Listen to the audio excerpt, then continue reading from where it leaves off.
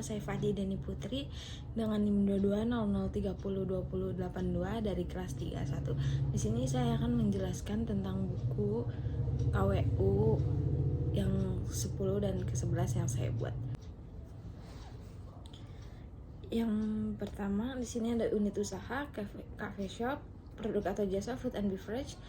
Elemen yang pertama ada identifikasi pentingnya pembiayaan atau modal, kriteria untuk kerja, alasan kebutuhan modal usaha baru, batasan variabel. Alasan usaha baru perlu modal dapat mencakupi yang saya pilih ada tantangan cash flow, penanaman modal.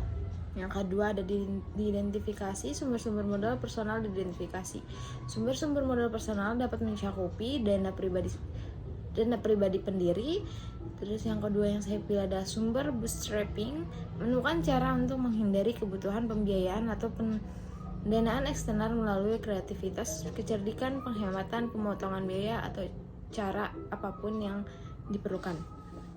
Yang ketiga ada potensi peningkatan pendana dipersiapkan, dapat mencakupi yang pertama personal funds, dana pribadi, equity capital, penyertaan modal. Yang ketiga ada creative source atau sumber-sumber kreatif. Yang kedua identifikasi sumber-sumber pembiayaan ekuitas. Yang pertama ada business angel. Identifikasi mempunyai karakteristik. Yang pertama yang saya pilih, mereka menginvestasikan uang mereka sendiri ke dalam proyek, biasanya lebih sedikit daripada yang diinvestasikan oleh pemodal Ventura. Yang kedua, mereka berinvestasi sesuai dengan kelayakan proyek dengan harapan keuntungan di masa depan. Selanjutnya ada jenis venture capital diidentifikasi. Jenis venture capital dapat mencakupi yang pertama yang saya pilih berdasarkan cara pemberian bantuan. Di situ ada pilihan single tier approach, yang kedua two tier approach. Selanjutnya saya pilih berdasarkan kepemilikan, yaitu private venture capital company. Yang kedua ada public venture capital company. Yang ketiga ada bank affiliate venture company. Selanjutnya ada initial public offering diidentifikasi. IPO dapat memberikan manfaat. Yang pertama dan saya pilih diversifikasikan likuiditas dan portofolio monitoring dan pengakuan investor dan perubahan modal. Selanjutnya yang ketiga ada identifikasi pembiayaan pinjaman, bank komersial. Identifikasi bank komersial mempunyai karakteristik secara historis bank umum belum dipandang sebagai sumber pendanaan praktis untuk perusahaan pemula. Yang kedua ada bank tertarik pada perusahaan yang memiliki arus kas yang kuat, leverage rendah, keuangan yang diaudit, manajemen yang baik, dan neraca yang sehat. Selanjutnya ada SBA Guaranteed Loan. Diidentifikasi SBA Guaranteed Loan memiliki karakteristik program SBA yang paling terkenal tersedia untuk usaha kecil atau KUR. Yang kedua ada pinjaman SBA dapat digunakan untuk hampir semua tujuan bisnis yang sah. Yang keempat, identifikasi sumber-sumber kreatif, pembiayaan dan modal. Leasing atau sewa diidentifikasi. Leasing atau sewa memiliki karakteristik dan ada sewa merupakan perjanjian tertulis di mana pemilik properti mengizinkan seorang individu atau bisnis untuk menggunakan properti tersebut selama jangka waktu tertentu dengan imbalan pembayaran. Selanjutnya ada sebagian besar sewa menggunakan uang muka sederhana dan pembayaran bulanan selama masa sewa. Yang ketiga ada pada akhir sewa peralatan usaha. Usaha baru ini biasanya memiliki pilihan untuk berhenti menggunakan peralatan tersebut, membelinya untuk nilai pasar wajar, atau memperbarui sewa guna usaha. Yang kedua ada SBIR atau Small Business Innovation Research dan STTR Small Business Technology Transfer Grant Programs diidentifikasi. SBIR dan STTR memiliki karakteristik program ini memberikan hibah tunai kepada pengusaha yang mengerjakan proyek di area tertentu. Yang kedua ada program SBIR adalah program hibah kompetitif untuk usaha kecil di tahap awal dan proyek pembangunan. Yang ketiga SBIR adalah program 3 fase yang berarti bahwa perusahaan yang memenuhi syarat memiliki potensi untuk menerima lebih dari satu hibah untuk mendanai proposal tertentu. Program STTR mensyaratkan partisipasi peneliti yang bekerja di universitas atau institusi penelitian lainnya. Selanjutnya di sini saya akan menjelaskan tentang buku ke-11 yang sudah saya buat. Buku ke-11, identifikasi dan evaluasi peluang pemasaran, unit usaha, coffee shop, produk atau jasa, food and beverage. Yang pertama ada langkah-langkah. Yang pertama, identifikasi peluang pemasaran, kriteria kinerja, informasi tentang kebutuhan pasar dan jenis pemasaran dianalisa untuk mengidentifikasi peluang pemasaran. Hasil atau rekaman hasil, informasi tentang kebutuhan pasar dapat mencakupi kinerja pesaing, kebutuhan pelanggan, persyaratan hukum dan etika, tren dan perkembangan pasar, pasar baru dan berkembang. Yang terakhir ada profitabilitas. Jenis pemasarannya dapat mencakupi pemasaran bisnis ke bisnis, pemasaran langsung dan pemasaran sektor publik dan pemasaran layanan. Titik 2, potensi pasar baru dan kontribusi pada bisnis. Diteliti untuk masuk, membentuk, atau memengaruhi pasar dalam hal kemungkinan kontribusi terhadap bisnis. Rekaman hasil potensi pasar baru dapat mencakupi e-commerce, segmen pasar yang saat ini tidak tembus. Kontribusi pada bisnis dapat mencakupi berpengaruh pada volume, penjualan, dan profitabilitas. 1.3 Pendekatan kewirausahaan inovatif dan ide-ide kreatif.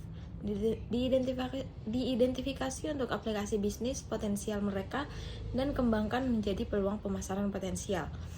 Pendekatan kewirausahaan inovatif dan ide-ide kreatif dapat mencakupi yang pertama ada functional approach, penjualan, pembelian, pengangkutan, penyimpanan, pembelanjaan, penanggung resiko, tradisasi, pengumpulan, dan informasi pasar. Managerial approach, peningkatan pengelolaan usaha. Yang kedua, investigasi peluang pemasaran. 2.1 Peluang pemasaran. Diidentifikasi kemungkinan mereka cocok dengan tujuan dan kemampuan organisasi. Peluang pemasaran dapat mencakupi yang pertama ada penetrasi pasar, menjual lebih banyak kepada pelanggan yang ada, meningkatkan pangsa pasar dalam segmen yang ada, membuat orang membeli jasa pengembangan bisnis setiap memulai usaha. Yang ada pengembangan produk, dijual kepada pelanggan dengan mengubah FAB, feature, advantage, and benefit dari produk, mengubah model atau menambahkan ukuran baru. Yang selanjutnya ada 2.2 Hasil evaluasi peluang. Diidentifikasi untuk menentukan dampaknya pada basis bisnis dan pelanggan saat ini. Hasil evaluasi peluang dapat mencakupi yang pertama ada desain fungsional dan produk dan daya tarik penampilannya. Yang kedua ada fleksibilitas, memungkinkan adanya modifikasi ciri luar dari produk untuk memenuhi permintaan konsumen atau perubahan teknologi dan persaingan. Selanjutnya ada daya tahan bahan baku produk, keamanan produk tidak menimbulkan bahaya pada kondisi operasi normal.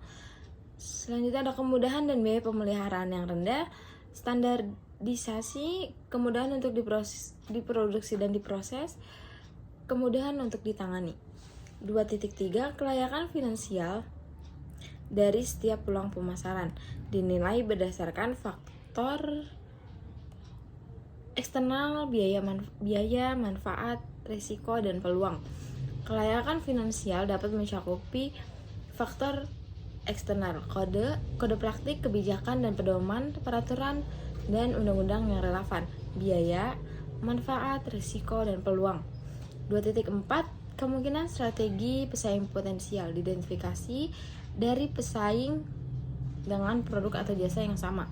Strategi pesaing dapat mencakupi pemotongan harga, periklanan ekstensif, dan penjualan 2 untuk 1. Ranking peluang pemasaran dalam hal kelayakan dan kemungkinan kontribusi bagi bisnisnya. Ranking peluang pemasaran dapat mencakupi quick win topics. Selanjutnya 3. Evaluasi perubahan. 3.1 Perubahan yang diperlukan untuk operasi. Perubahan yang diperlukan dapat mencakupi perencanaan proyek pemasaran, infrastruktur teknologi pemasaran, data pemasaran, dan analisis. 3.2 Perubahan organisasi untuk layanan basis pelanggan yang meningkatkan atau berbeda, termasuk Penyediaan untuk kualitas layanan berkelanjutan kepada pelanggan yang sudah ada. Perubahan organisasi dapat mencakupi yang pertama struktur fungsional organisasi, yang kedua ada struktur organisasi berorientasi pelanggan, struktur organisasi berorientasi pasar atau wilayah, organisasi lini dan staf.